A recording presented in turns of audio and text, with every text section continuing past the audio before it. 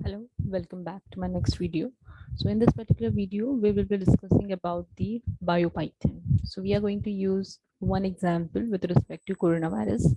So this particular related GitHub link, I'm going to share you in the particular description below. So you can refer and follow accordingly using Google Colab or using the Jupyter Notebook. Okay.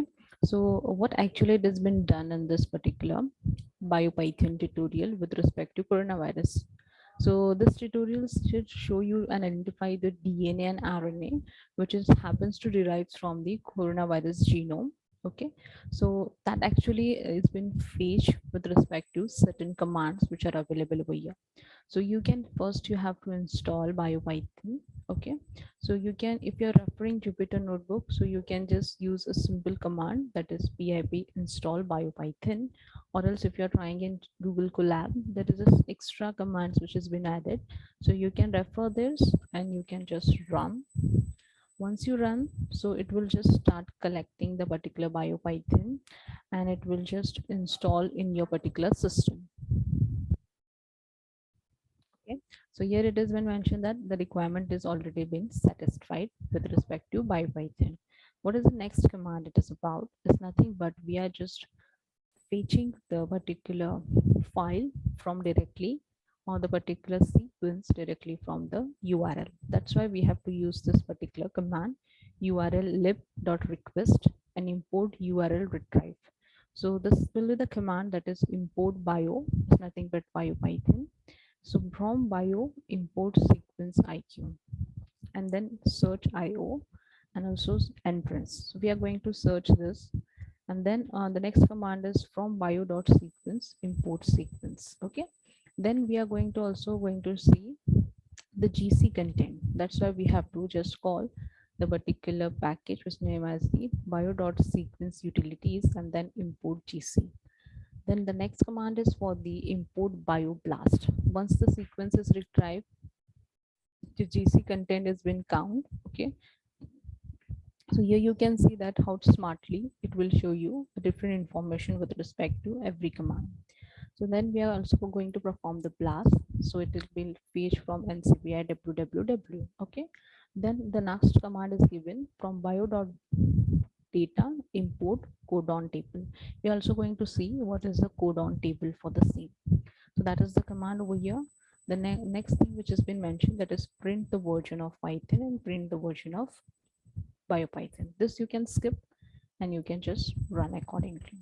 So that has been run successfully. We have not called any data yet. We have just called the particular package and we have imported. Okay. So here it is showing that is the Python and BioPython version. So next command is showing about import the particular file. And that command will be like this: import the file, okay, which is unknown.fasta, and we are going giving the particular link of that particular GitHub where the particular FASTA file is available. Okay, so this is the particular command, and here it is given extra thing, that is URL retrieve the FASTA input file. So you can just run this. Once you run, it has been rectified properly, so there is no error. The particular file has been fetched. The next command is to perform the basic genome properties. So what actually it is about? So for a record in sequence io dot phrase input file. So what is this input file? Is nothing but dot fasta, okay, which is over fasta. Then print the record id. Once you just write this particular command, print record id, then it will just start exploring accordingly. Okay, then you will see over here, because it's an unknown sequence, so it will not give you any id. But now if you just proceed proper way, so how it will be? So record equals to sequence io dot read input file is FASTA. Okay, this is a simple command. Then you can give the record sequence. So what is there in that particular sequence if you want to fetch? So that is nothing but the whole sequence. So I think that's a huge sequence. To get actual the count of the sequence is nothing but the base pair. So you can proceed and write this particular command: print sequence length bp is nothing but the base pair, and give me the length of the record. So once you run this, so it will show you what is the length of that particular sequence which we have called over here.